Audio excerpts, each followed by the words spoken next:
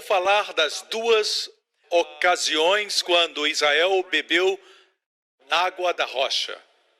Duas vezes isso aconteceu. E não são relatos do mesmo incidente, mas são dois incidentes diferentes. Um aconteceu logo que eles saíram do Egito, no primeiro ano dos 40 anos no deserto.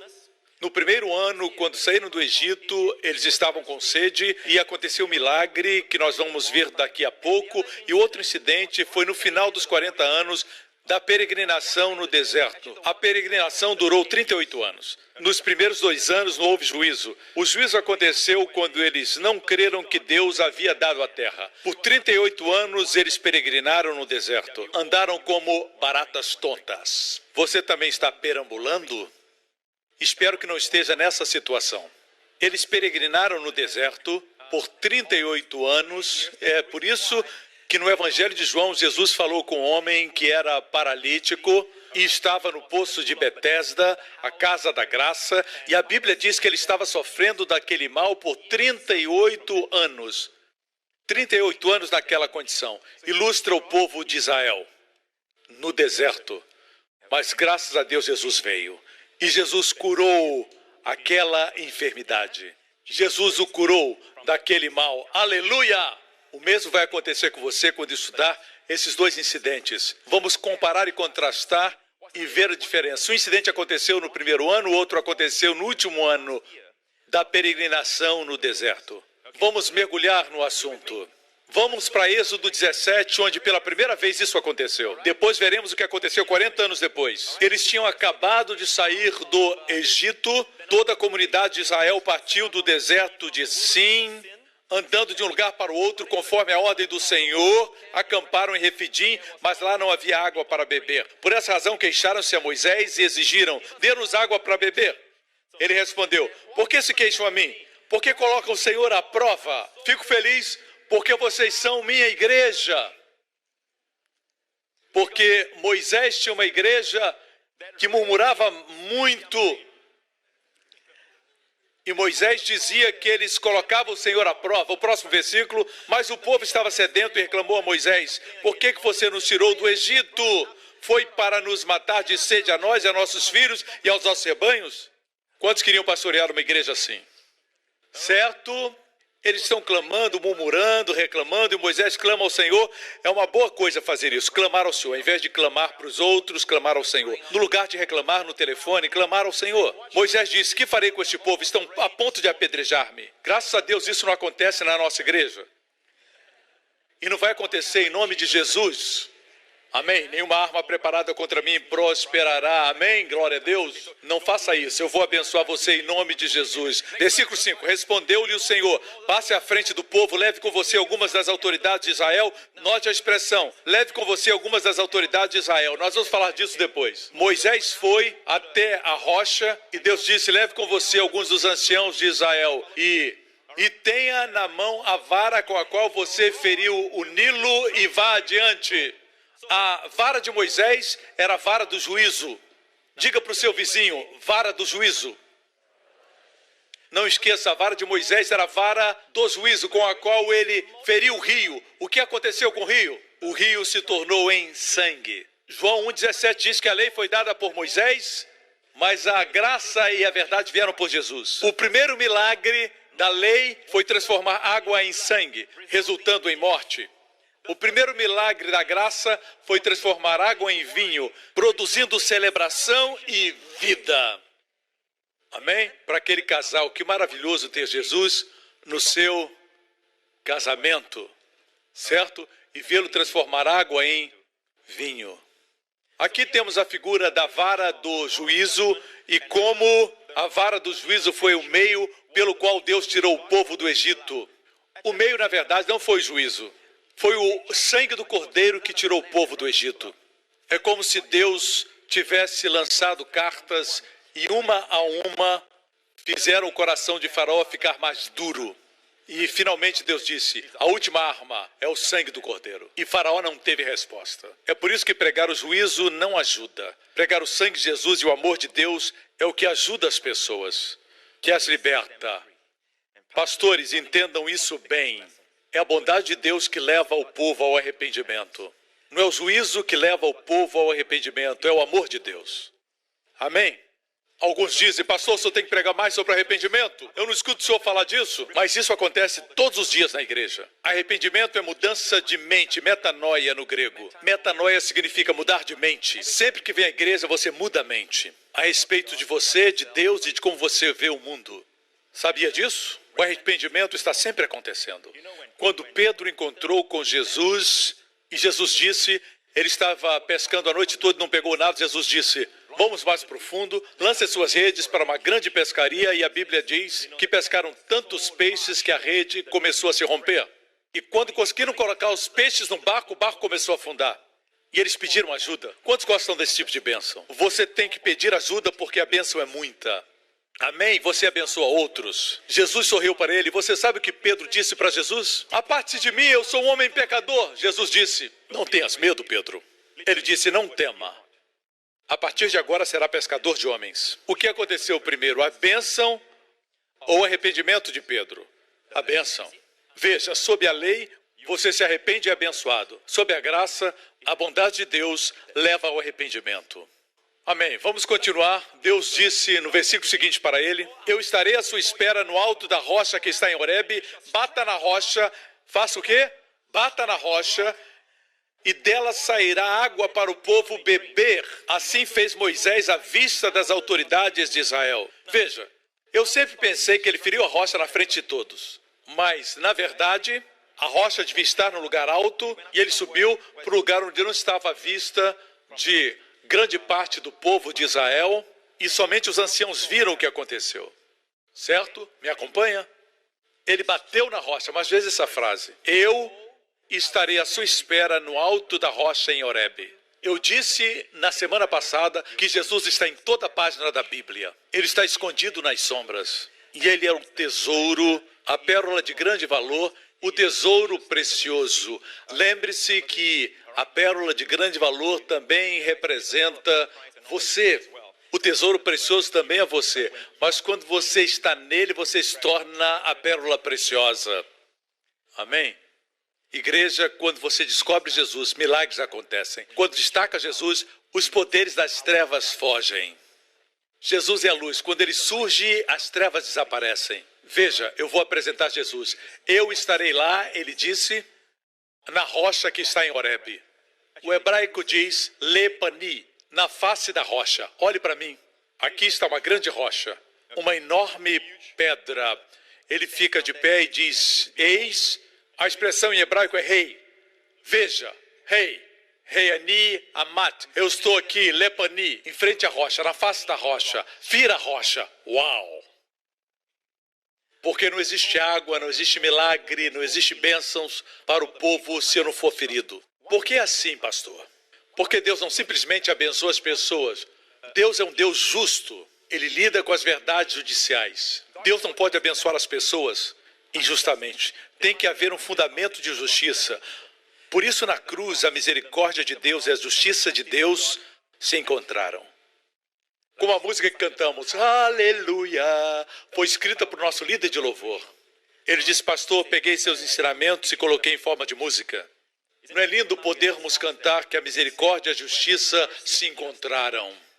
Amém, na cruz. Você me acompanha? Não merecemos nem a água, quanto mais o pão. Não merecemos o oxigênio, pecamos contra Deus, perdemos nossa herança, perdemos as bênçãos. E o que nós merecemos? O inferno. Mas Deus nos deu o céu. Deus nos deu vida, nos deu água, nos deu pão, nos deu bênçãos. Custou alto preço. Alguém tinha que pagar por nossos pecados. Por isso o Senhor disse, eu ficarei em frente à rocha. Bata na rocha. E a água vai fluir. É uma figura da cruz. E literalmente na cruz, quando Jesus foi pendurado, no final, porque ele morreu muito rapidamente, os outros tiveram as suas pernas quebradas, mas Jesus morreu rapidamente depois de entregar seu espírito. Os soldados romanos eram experimentados em crucificações. Eles sabiam quando alguém estava morto. Mas para estarem certos, eles furaram o lado de Jesus com uma lança. E do seu lado saiu, a Bíblia diz sangue e água, mas eu digo que saiu a noiva do Cordeiro, a noiva de Cristo. Assim como o primeiro Adão, para criar Eva, Deus o fez adormecer, o primeiro Adão, e do seu lado, Deus tirou a costela, e do gênis da costela fez a mulher. Deus tirou Eva do seu lado enquanto dormia. Assim também a igreja de Cristo veio do seu lado. Aleluia! Do lugar do amor, não da cabeça para dominá-la, não dos pés para pisar sobre ela, mas do seu lado, para que ele a amasse. Vire para o seu esposo e diga, me ame. Glória a Deus. Ok, amém? Por isso, quando se aproxima do seu marido, você diz, estou em casa. Não é? Querida, você se sente assim? Minha esposa se sente assim. Ela se encaixa perfeitamente. Amém? Glória a Deus. Mais embaixo se encaixaria na minha axila. Glória a Deus. Versículo 7. E chamou aquele lugar Massá, que quer dizer tentação, e Meribá, que quer dizer contenda, porque ali os israelitas reclamaram e puseram o Senhor à prova, dizendo, o Senhor está entre nós ou não? Que coisa horrível para se dizer. Isso aconteceu no primeiro ano, o primeiro ano depois de saírem do Egito. Vamos agora adiantar. Vamos adiantar 40 anos até o último ano de peregrinação. Miriam acabara de morrer. Arão morreria em 4 meses. Logo depois Moisés morreria. Tudo naquele mesmo ano. Mas no 40º ano alguma coisa aconteceu no primeiro mês. Vamos para Números 20. No primeiro mês toda a comunidade de Israel chegou ao deserto de Zin. Esse não era o mesmo deserto, era o outro. Está claro no hebraico. O outro era Sim, esse é Zin. Certo? Israel chegou ao deserto de Zin no primeiro mês. O povo ficou em Cádiz e Miriam, a irmã de Moisés. Miriam era irmã de Moisés. E Arão, o irmão. Certo? Ali Miriam morreu e foi sepultada. Não havia água para a comunidade e o povo se juntou contra Moisés e contra Arão. Depois de 40 anos, ainda se levantavam contra o seu pastor. É por isso que eu gosto de vocês.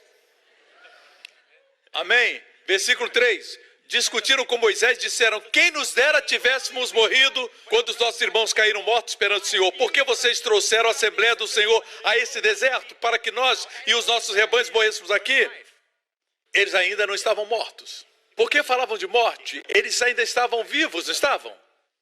Veja, Deus não quer que você morra. Pare de falar de morte. A vida e morte estão no poder da língua. Por que vocês nos tiraram do Egito e nos trouxeram para esse lugar terrível? Aqui não há cereal, nem figos, nem uvas, nem romãs, nem água para beber. Moisés e Arão saíram de diante da Assembleia para a entrada da tenda do encontro e se prostraram o rosto em terra, e a glória do Senhor lhes apareceu.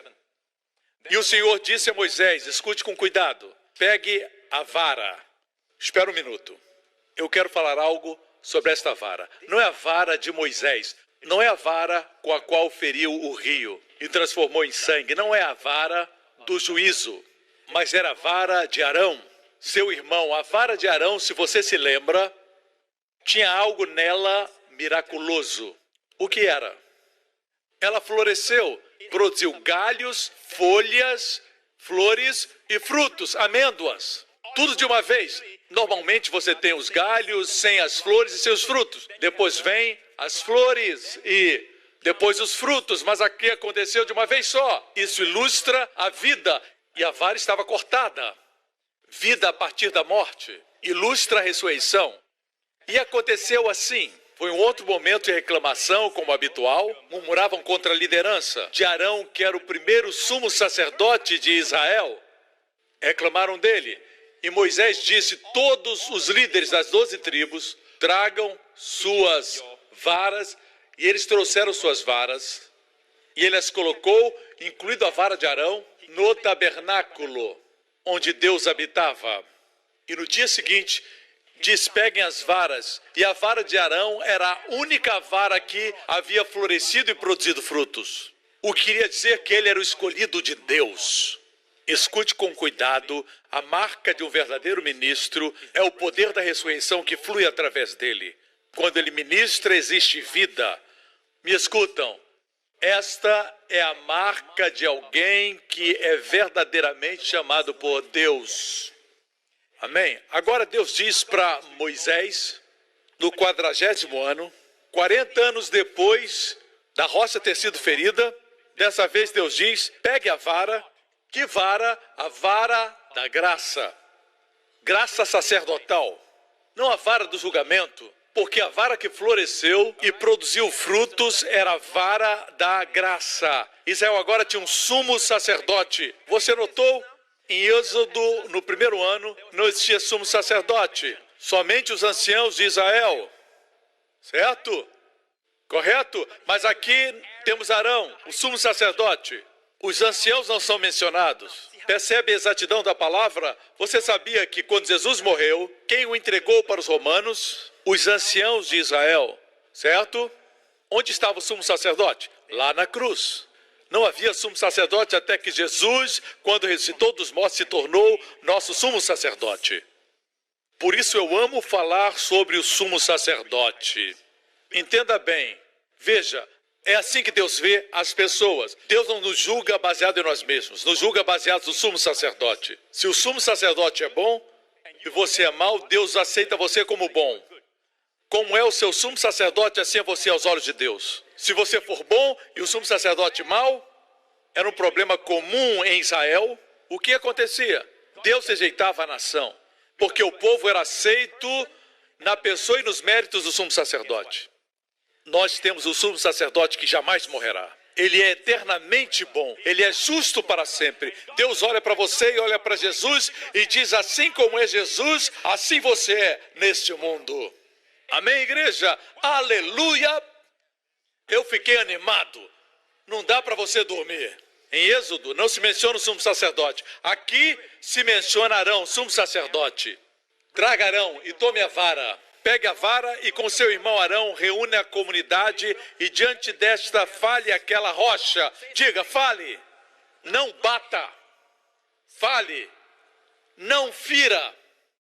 Não bata mais na rocha. Fale a rocha. Porque Jesus foi crucificado, ele não tem que voltar e ser crucificado de novo. Alguns dizem, se eu pudesse ver Jesus, ver o seu sacrifício, a sua dor, eu acreditaria nele. Se eu visse morrendo na cruz, eu acreditaria que sou perdoado. Não, ele não precisa descer, não precisa ir para a cruz outra vez. O seu único sacrifício foi plenamente suficiente. É eficaz para todo sempre. Você me acompanha? Outro fato é este. Quando fazemos algo errado, o espírito do açoite vem sobre nós. O espírito do açoite. Você quer açoitar as pessoas. Quando estamos dirigindo, falamos, ele não ligou a seta. Eu vou passar na frente dele e vou cortar ele. O espírito do açoite vem. Você sente vontade de açoitar alguém. Bater na esposa, bater nos filhos. Não estou falando fisicamente. Muitas vezes é verbal. Açoitar com palavras. E você acha que açoitar resolve.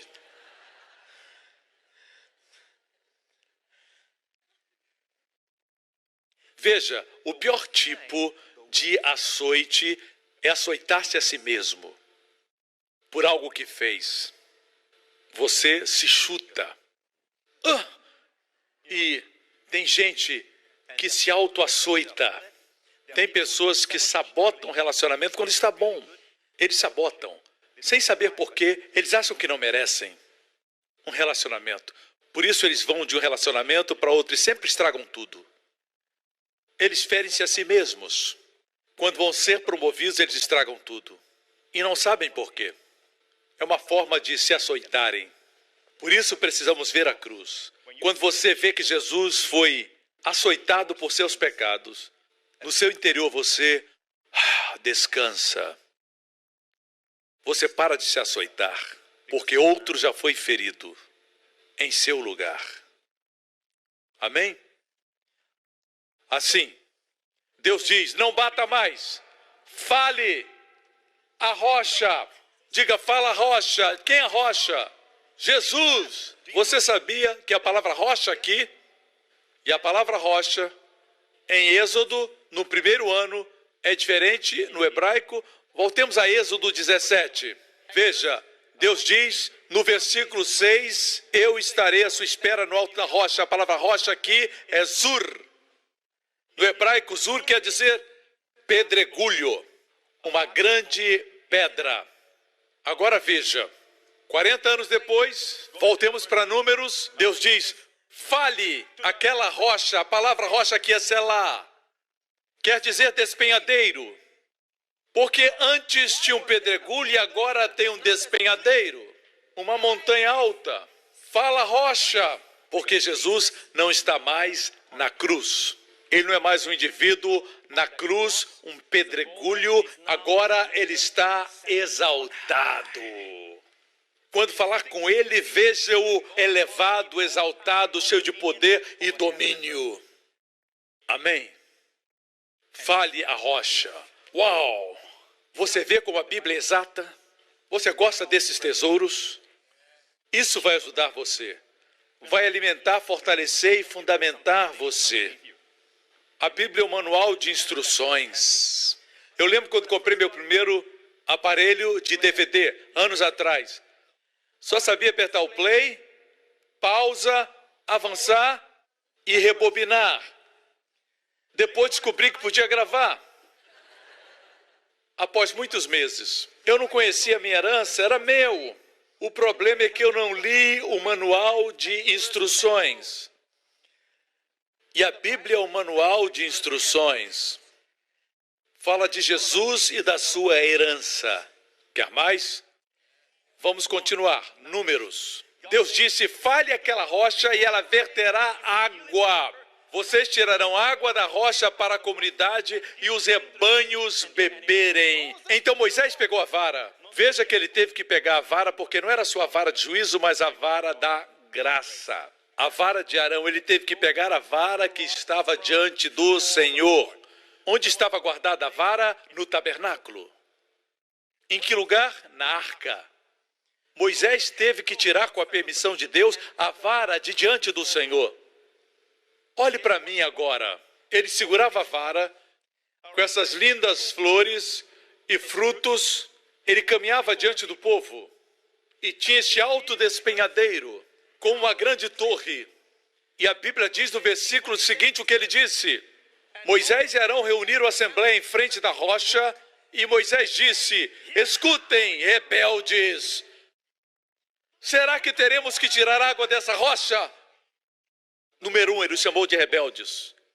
Em segundo lugar, e tinham razão de ser, estavam com sede.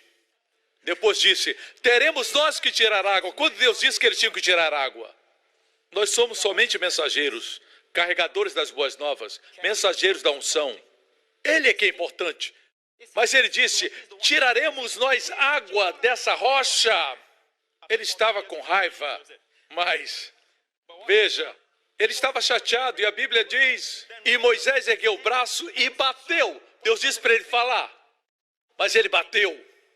Ele bateu na rocha 2 vezes. Bam! Bam! E a água jorrou. E a comunidade e os rebanhos beberam. Diga, apesar de ele ter desobedecido, a água jorrou para o povo beber. Deixe-me dizer algo para você. Só porque o ministério tem milagres acontecendo e tem unção, não quer dizer que o pregador necessariamente obedece a Deus. Sabe por que a água jorrou? Por causa da graça. Nunca esqueça, Jesus morreu e liberou a graça. Esse texto ilustra o tempo da graça. Veja, não é surpreendente? Quando você lê cuidadosamente a primeira história, Moisés obedeceu a Deus totalmente. E mesmo assim, não se menciona lá que a água jorrou copiosamente. Diz somente que a água saiu, mas não diz que jorrou copiosamente. Moisés tinha obedecido a Deus, mas aqui, 40 anos depois, Moisés desobedeceu a Deus, mas as águas fluíram copiosamente por causa da graça. Graça. Diga comigo. Me acompanha? Graça. Isso não quer dizer que o pastor está obedecendo a Deus. Vou mostrar algo muito poderoso. Às vezes as pessoas dizem, pastor, eu fui para aquele culto porque milagres aconteceram lá. Mas qual era a pregação? O pregador falava da palavra? O pregador falava que Jesus era o Filho de Deus? A pregação era sobre Jesus? É o ministro que prega a graça e não o juízo? Ou pior, a mistura dos dois? A mistura é mais enganadora e sutil. Você me acompanha? Ele feriu a rocha 2 vezes. Olhe para mim. A rocha, o despenhadeiro, representa o corpo de Cristo. Ele bateu 2 vezes. Quem é o corpo de Cristo, igreja? Quem é o corpo de Cristo hoje? Você, seu marido, sua esposa e seus filhos, vocês são o corpo de Cristo. Ao invés de falar com a rocha a respeito das necessidades, a respeito dos desejos, nós batemos na rocha. Como fazemos isso? Não podemos bater em Jesus. Como se faz isso hoje? Açoitando o seu povo. Algumas das pregações que eu ouvi quando eu era jovem, eu ainda me lembro, eu ouvia esse pregador, não se enganem, e ele pegava os seus óculos, Deus vai encontrar você, você não pode se esconder de Deus, e ele apontava o seu dedo assim, você nunca vai poder se esconder de Deus, um desses dias, ele vai encontrar você, o seu pecado encontrará, e ele apontava o dedo. Você já ouviu esse tipo de pregação? Você acaba duvidando da salvação? Quando chegou, achava que estava salvo. No final do culto, você se sentia perdido. Totalmente perdido. Perdido como cego em tiroteio. Juízo. Açoite, açoite, açoite. Você diz, qual o problema? Você acordou mal-humorado? Volte para a cama. Alguns diriam, eu tenho jejuado esses dias. Eu tenho jejuado muito. E Deus mostrou os seus pecados. Deus está me revelando. Deus está me revelando. Um desses dias, o pecado vai ser revelado. Eu tinha vontade de dizer, pare de jejuar. Ei, você já viu pregadores raivosos, irados, amargos? Dá vontade de perguntar, por que você está com raiva? Eles pensam que Deus quer que eles sejam assim. Moisés pensava assim, veja aqui o que ele fez. Ele feriu a rocha 2 vezes, o ministério do açoite. Todo o açoite Jesus recebeu na cruz. Os açoites que levou foram suficientes. Você não precisa mais açoitar ninguém. Quando seus filhos não estão fazendo o que é certo, não bata neles. Ame-os e vão acertar. Ame-os e vão se comportar. Ame-os e vão viver para Deus. Ninguém resiste ao amor de Deus. Imagine se eu fosse fazer uma viagem para o exterior e minha esposa viesse e dissesse, querido, ela não faz isso. Ela não age assim. Mas se ela falasse comigo, apontando o dedo, e dissesse, cuidado, não cometa adultério na sua viagem. Ou então, eu mato você. E dissesse, amor, eu amo você, mas te advirto, não veja pornografia. Quando falar com uma mulher na conferência, não fale por mais de 1 minuto. Tá entendendo, né? Ou então, quando você voltar, você estará acabado. Certo? Você imagina ela falar comigo assim, antes de eu sair? Quando eu sair, vou dizer, aleluia. Quantos estão entendendo? Agora, vamos supor que ela venha a mim e diga, querido, ela me abrace e diga, eu amo tanto você, vou sentir muito a sua ausência, eu amo estar ao lado de você. Mas curta a sua viagem, tenha um bom momento, o Senhor acompanhe você e eu oro para que você tenha muitos bons resultados e muitas almas sejam salvas e vidas sejam transformadas. Mas saiba que alguém aqui ama você muito. You are always on my mind, she said. Eu vou viajar, mas querendo ficar com ela. Irmãs, deixe-me dizer isso. Não importa se o homem é duro, seu coração pode ser derretido. Quando você é paciente e compreensiva, o coração deles derrete, certo? Especialmente um crente. Ele não vai conseguir ter o coração duro por muito tempo. Imagine minha esposa dizendo isso. Mesmo que eu seja tentado, a lembrança do amor dela, vai me chamar para casa. Quantos entendem isso? É o amor de Cristo, não as leis de Deus, que nos constrange. Então, pastor, podemos pecar? Eu não estou dizendo que você deve pecar. Eu não estou dizendo isso. Quem prega o juízo é contra o pecado. Eu também sou contra o pecado. Nós divergimos em como vencer o pecado. Eles acreditam que é pelas leis de Deus. Eu creio que é pelo amor de Deus. Eu creio que temos que pregar o amor de Deus até que o nariz, os olhos e os ouvidos das pessoas estejam cheios de Deus até transbordar. Saturação total. Vou pregar até você estar batizado totalmente com o amor de Deus. Se alguém acusar você, você vai dizer, não importa, eu sou amado. Você não consegue enxergar, mas eu sou amado. Você sabe o que eu penso de você? Não interessa. O rei do universo, o juiz de todo mundo, me acha justo. Amém? Certo? A autoridade maior. Você me acompanha? Veja isso. Números capítulo 20, versículo 12.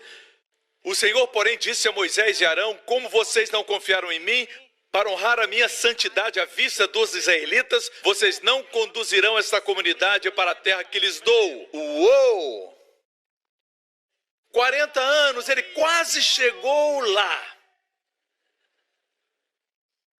Você achava que ele podia tirar um pouco, mas Deus diz para ele, Moisés, porque você não creu e não honrou a minha santidade. Santidade vem da palavra santo, e santo quer dizer separado. Não tem nada a ver com essa ideia religiosa de santidade, onde as mulheres têm que usar um coque ou vestir uma roupa estranha, mas tem a língua tão grande que está na sala e pode lamber uma colher de mel que está lá na cozinha. Que diferença faz você ter um coque e estar matando as pessoas com a sua língua? Assim, separado quer dizer destacado, com a glória de Deus. As pessoas veem em você um brilho, você resplandece. Amém? Fomos chamados para nos posicionar. Posicionar por Jesus. Não tem nada a ver com a sua roupa. Na verdade, eu não sei porquê, sempre tem um ministro de juízo na televisão. Nos filmes de Hollywood, sempre tem um homem que é o pai da mocinha e ele está lendo a Bíblia e é sempre mal-humorado. Como se fosse batizado no limão. Batizado na limonada. Sempre mal-humorado. E citando a Bíblia. Na Bíblia diz, não cometerás adultério. Não. E sempre estão falando da lei. Você já notou? Nunca tem um pastor que se parece comigo. Certo? E obrigado pelos poucos améns. Mas está tudo bem. Jesus me ama e minha esposa também. Ainda me ama, não é? Depois da ilustração que dei. Ela é a segunda ilustração, não a primeira. Glória a Deus. Posso voltar para casa. Nos filmes sempre tem um pastor vestido de preto e sempre mal-humorado. Sempre apresentam assim. Nunca tem um pastor que fala do amor de Deus, da graça de Deus. Sim, Deus é justo, mas o juízo foi colocado sobre o corpo de Jesus. Você não escuta isso, porque o diabo não pode proclamar isso. Você me acompanha? Escute, Deus disse a Moisés, porque não me separou, não honrou minha santidade diante do povo, você não vai entrar na terra prometida. Vejam, irmãos, as águas fluem copiosamente, pelo menos por um tempo. Mas se o ministro insiste em bater no povo, em açoitar, mas vai chegar o dia quando o povo vai entrar, mas o pastor não vai entrar. Você me acompanha? Isso é amedrontador, é uma mensagem para pastores e líderes. Parem de açoitar as pessoas, ou não entrarão na terra prometida. Está registrado no livro de Apocalipse, se não se arrepender, ele vai tirar o castiçal. Isso foi escrito para o pastor da igreja, não para os membros. Não está dizendo para os pastores que vai tirar a salvação. mas diz tirar o castiçal. E castiçal no livro de Apocalipse é a igreja. Um tipo da igreja. Remover o castiçal quer dizer, o povo não vai perder a salvação, mas vai se transferir para outro castiçal, onde outra pessoa pregará para eles a palavra da graça. E aquela igreja se desfaz. Quando viajo, por exemplo, na Europa, eu vejo muitas igrejas que uma vez experimentaram o avivamento, foram cheias do poder de Deus. Eu leio na história dos avivamentos na igreja, mas algo aconteceu. Você sabe para que essas igrejas são usadas? Para noites de bingo, jogos, para que o povo se reúna e estude a respeito do ocultismo. Se encontram dentro dos templos. O que aconteceu? O castiçal foi removido. Quem removeu? Deus. Porque a igreja não é um prédio, são as pessoas. Se você prega juízo e açoita o povo o tempo todo, chega um momento que Deus diz, o povo vai entrar, mas você não vai. Quando eu leio isso, eu digo, eu vou pregar graça para sempre. Amém? Minha mãe não criou um bobo. Amém? Você viu o que santidade significa? Deus disse, você não honrou a minha santidade. Não é interessante? Honramos a santidade de Deus quando apresentamos sua graça. Veja que Deus não estava julgando o povo por sua murmuração. Não julgou o povo porque eles reclamavam. Você me acompanha? Porque a graça havia chegado. Apesar de reclamar ser um pecado, murmurar é um pecado, Deus os viu além das suas fragilidades, Deus viu a sede deles. E Deus disse, eu vou lhes dar água e vou dar água copiosamente. Mas Moisés, que representava Deus, fez Deus parecer duro, parecer irado, rígido e cheio de julgamento. Mas Deus não era assim, porque Moisés não apresentou Deus como ele era, não entrou na terra prometida.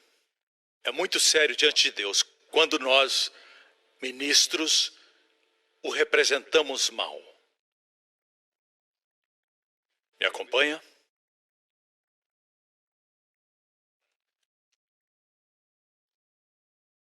Santo, não honrou a minha santidade. Deus mostra a santidade através da graça. Quando você vai a Israel, você vê essas pessoas, alguns de Nova York, os judeus que têm aqueles cachinhos no cabelo e vestem preto, eles são chamados de Hassidim. Hassidim. Você sabe o que é isso? Vem da palavra Hassed. Hassed. Louve a Deus porque sua Hassed dura para sempre. Sua misericórdia, sua graça dura para sempre. Eles chamam esse povo Hassed. Os agraciados, santos. A maior santidade é a graça. Deus disse, você não honrou minha santidade, não me santificou, não me apresentou como gracioso, me apresentou duro, rígido. Não me santificou. Deus disse, não honrou minha santidade. Essas foram as águas de Meribá, onde os israelitas discutiram com o Senhor. Eu vou mostrar algo interessante agora, que vai abençoar você. Quantos lembram do ensinamento sobre Aleph e Tav?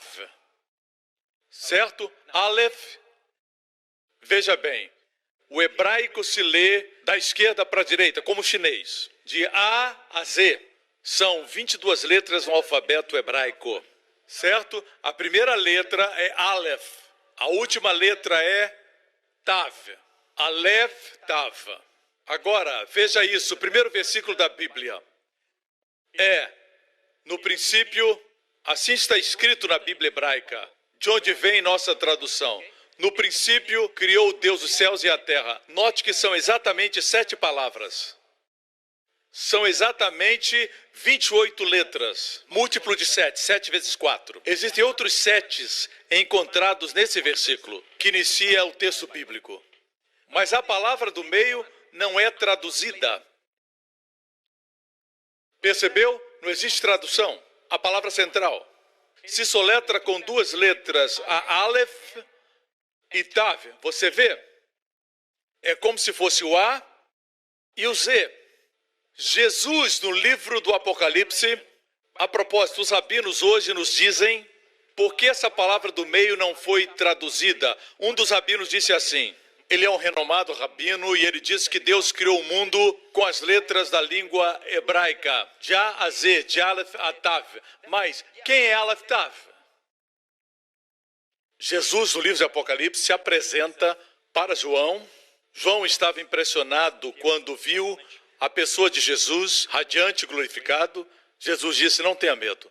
Eu sou o primeiro e o último, eu sou Alfa e o Ômega. Na sua Bíblia, Alfa é a primeira letra do alfabeto grego, Ômega é a última letra. Jesus não falaria em grego para o seu irmão judeu, ele falaria o hebraico. Ele disse, eu sou o Aleph e o Tav. Quem é o Aleph Tav? No princípio criou Deus. Qual o seu nome? Aleph Tav. É a sua assinatura. No Antigo Testamento, essas letras aparecem 22 vezes. O número de letras do alfabeto hebraico. Nem mais, nem menos. Não são traduzidas. 3 vezes aparecem nesse versículo, em Números. Capítulo 20, versículo 8. Vou ler em português. Pegue a vara e com seu irmão Arão. Agora eu vou ler em hebraico. Acompanhe o hebraico. Diz em hebraico, pegue, Aleph Tav, o cajado, a vara. Quem é essa vara que floresceu e deu frutos? Quem é? Jesus. É a vara da graça. É muito interessante que em Êxodo, no primeiro evento, a vara lá não tinha o Aleph Tav. Jesus não pôs a sua assinatura na vara do juízo. Colocou sua assinatura na vara da graça. A vara sacerdotal. Ok? Aleph Tav aparece em 3 vezes no só versículo. O próximo Aleph Tav. E reúna Aleph Tav a assembleia. Uou! Aqui em Êxodo, no primeiro evento, a assembleia não tinha o Aleph Tav. Por quê? Porque a igreja não existia. Era a congregação de Israel, mas não eram salvos, não eram redimidos. Cristo não havia morrido, mas depois da morte de Cristo, todos nós, mesmo os murmuradores, ele colocou sua assinatura na frente da palavra congregação. Ele pôs sua assinatura. Você me acompanha? Certo? 3 vezes. Pegue a vara e com seu irmão Arão, reúna a comunidade e fale aquela rocha e ela verterá a água. A água da rocha, ela verterá água. Ela verterá água. A rocha foi personificada em hebraico, ok? E vocês tirarão água da rocha. Isso é incrível. Ela verterá a sua água, diz a Bíblia. Como a Bíblia é exata. Outro fato, certo? No primeiro evento, as águas fluíram. E é óbvio que o povo bebeu. Mas não existe registro em Êxodo que o povo tenha bebido. Sabemos que eles beberam, tinham sede. Mas o Espírito Santo não registrou esse fato. Porque Israel, na época da cruz, não pôde participar do que Cristo lhes deu. Mas, nesse fato aqui, a igreja de Jesus Cristo participa. Está escrito no versículo 11, que jorrou a água e a comunidade e os rebanhos beberam. Está registrado que beberam. E as águas jorraram copiosamente. Você notou que todo esse silêncio na Bíblia não é por acaso. Deus previu que Israel rejeitaria o filho. Israel não bebeu. É claro que o povo bebeu, mas não foi registrado. Mais adiante, com o surgimento da igreja, ela bebe abundantemente. Certo?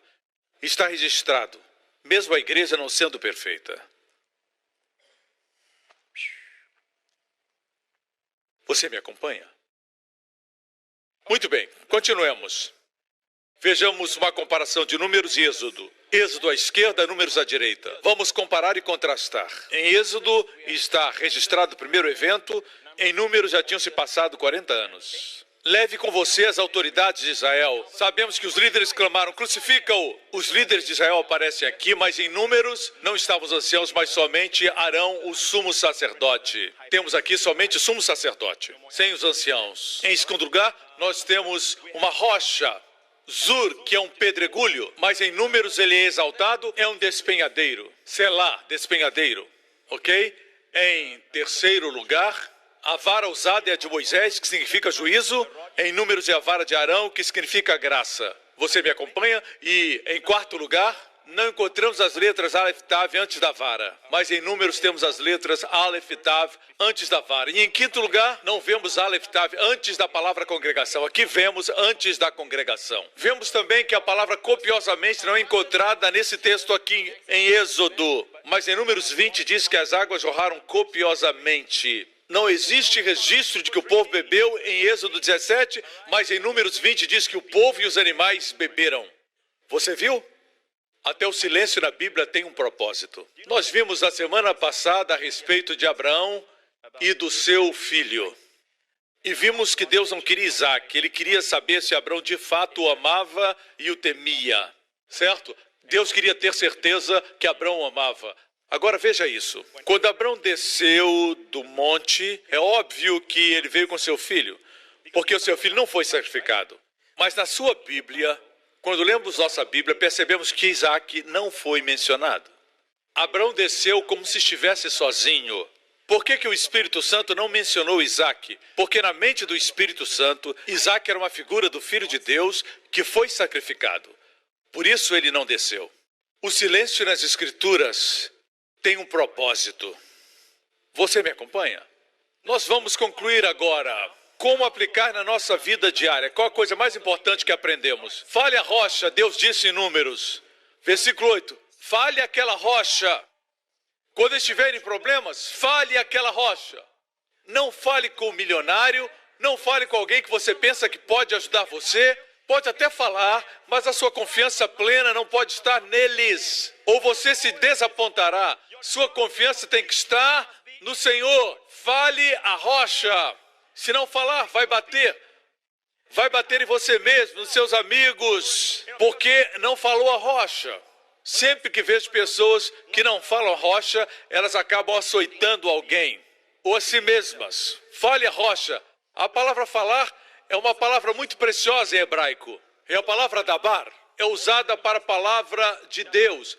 Na Bíblia tem um livro chamado Debarim, que é o plural de dabar. Certo? Dabar. A palavra falar é dabar. Debarim é o plural. É o livro de Deuteronômio. Em hebraico, diríamos, vamos abrir o livro de Debarim, Deuteronômio. É um falar duplo, porque Deus deu uma vez mais a lei em Deuteronômio. Falou duas vezes, certo? Veja isso. Dabar se soletra assim, lendo da direita para a esquerda, Dalet. Lembra que eu falei? Todas as letras hebraicas têm uma figura. É um pictograma hebraico. Por exemplo, se estiver dirigindo, você vai ver uma figura com uma tarja horizontal no meio. Quer dizer, não pode entrar. No outro lugar, você vê numa porta a figura de um homem. Noutra porta da mulher. Você sabe o que significa, não é? Banheiro feminino. Ok? Significa toalete. O hebraico tem pictogramas. Você me acompanha? O Aleph é um boi. O líder, o número 1. Mas Dalet, a letra Dalet é uma porta. Vejamos as próximas duas letras Beit e Reish. Essas duas letras combinadas formam Bar, que é filho. Em aramaico, o aramaico e o hebraico são muito parecidos. Usam o mesmo alfabeto. Muito parecidos. Dabar significa porta e filho. O que isso quer dizer? Você lembra quando eu falei do testemunho de Matthew Kahn? Ele tinha uma enfermidade. Como abriu a porta para Jesus? Eu orei por ele uma noite antes, ele participou da ceia, na manhã seguinte, e naquele dia o milagre aconteceu. Por quê? Quando orei por ele, 2 vezes eu falei, vamos ver um bom testemunho na sua vida. Ele disse, amém, muito baixinho. Eu disse, nós vamos ver um grande testemunho na sua vida. E ele respondeu, amém. Você tem que dizer amém. Amém é a raiz da palavra hebraica amã, que quer dizer fé. Quando diz amém, está dizendo sim, certamente. Eu tenho uma mensagem chamada O Poder do Amém. Adquira essa poderosa mensagem em DVD. É uma poderosa mensagem, fala de um homem que viveu até 100 anos pelo poder do amém. Eu compartilhei a história desse homem hebreu que viveu mais de 100 anos porque disse amém. Como isso aconteceu? Adquira e assista. Leia a Bíblia enquanto assiste. O título daquela mensagem é O Poder do Amém. Escute com cuidado. Ele falou aos elementos. Dabar, quando você fala, você abre a porta para o filho. Quando tiver problemas, a saída está nos seus lábios.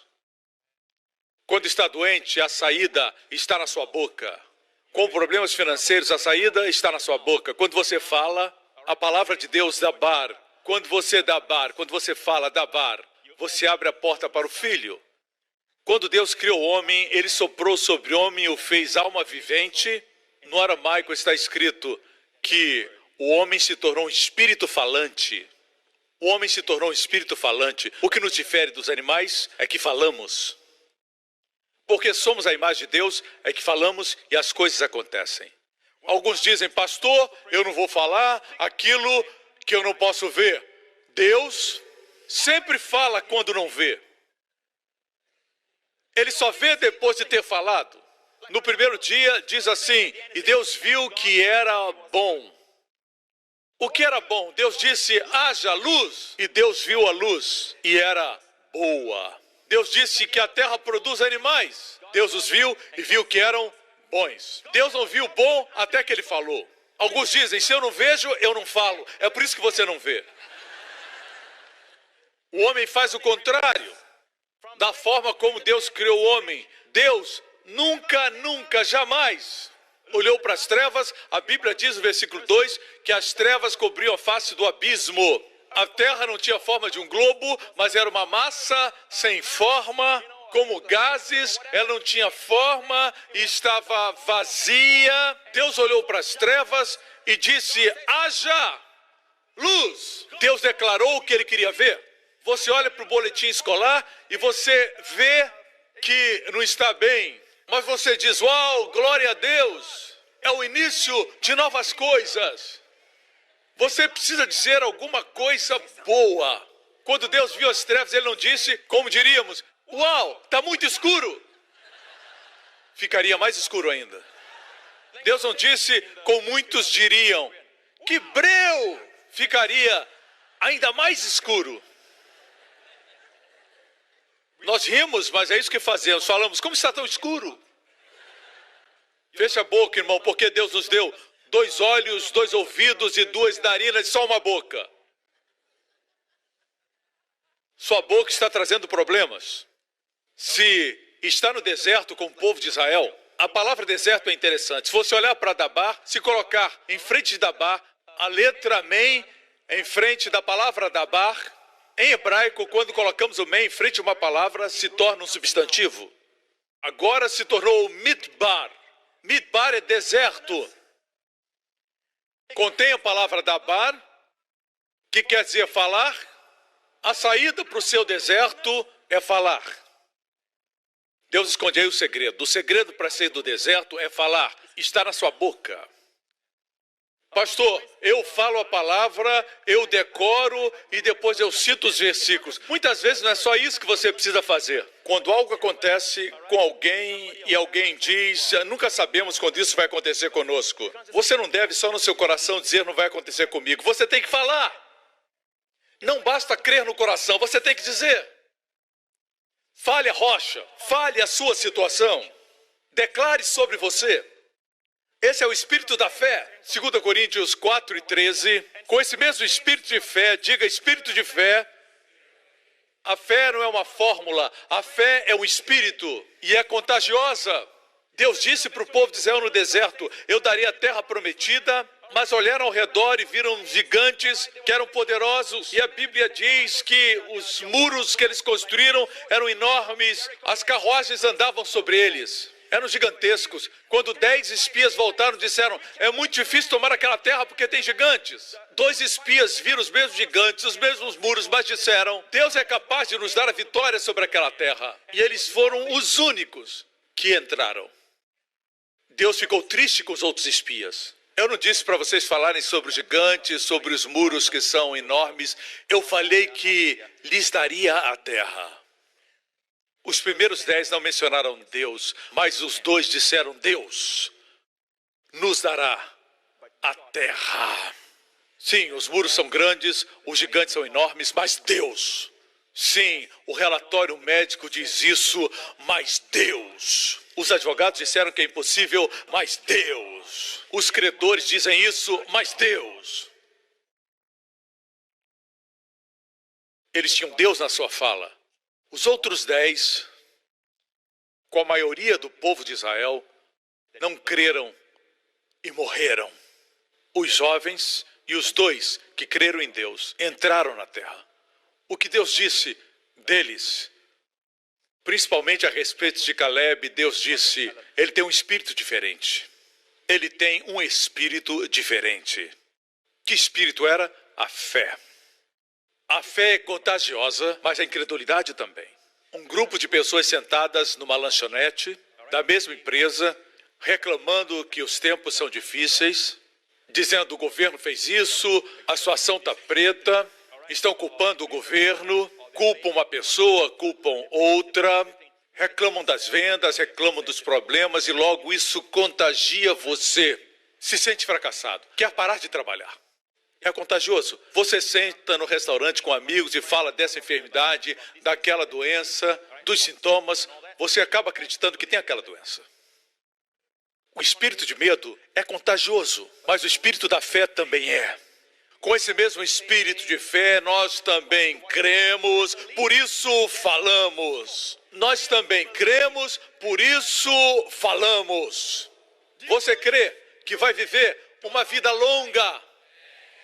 Então declare. Mas eu creio no coração, pastor. Qual foi a última vez que falou? Como o pastor Lawrence, segurando o pão e segurando o vinho, ele disse: eu vou viver 120 anos. Alguns riram, mas ele creu. Deus olha para ele e diz: ele tem um espírito diferente. Mas pastor, eu creio no meu coração. Então diga: eu criei, por isso falei. Nós cremos, por isso falamos. Lembre-se que você foi feito à imagem de Deus. Deus viu as trevas e disse: haja luz, e houve luz. Declare o que crê. Você me acompanha? Vou concluir. Talvez alguém esteja assistindo que ainda não é salvo.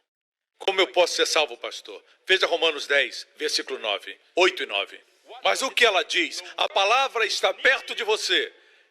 Está em sua boca e em seu coração.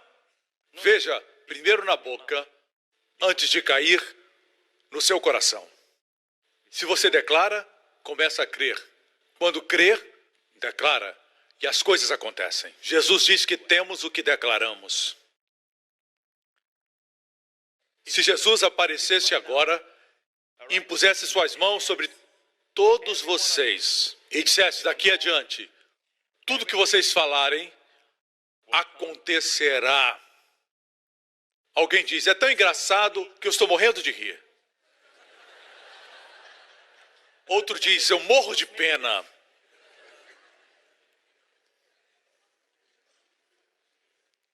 Alguém vê um bolo e diz: estou morto de vontade de comer. Imagine isso. Eu não estou dizendo que você não pode brincar, que você não pode se divertir, mas brincamos muito com as coisas erradas. Eu vejo a nossa igreja, New Creation. Meus irmãos, vocês estão jovens e revigorados. Eu vejo nossa igreja viva, saudável, energética. Eu vejo pessoas prósperas. Onde vocês entrarem, a bênção vai entrar. Quando você for a um restaurante, as pessoas também vão vir. Você vai ser bem-sucedido. Amém. Eu vejo você magra. Eu vejo você abençoado em todo o seu ser. Amém. As pessoas mais saudáveis de Singapura estarão nessa igreja. Amém. Bem, pastor Prince. Isso mesmo, dê a Jesus o louvor.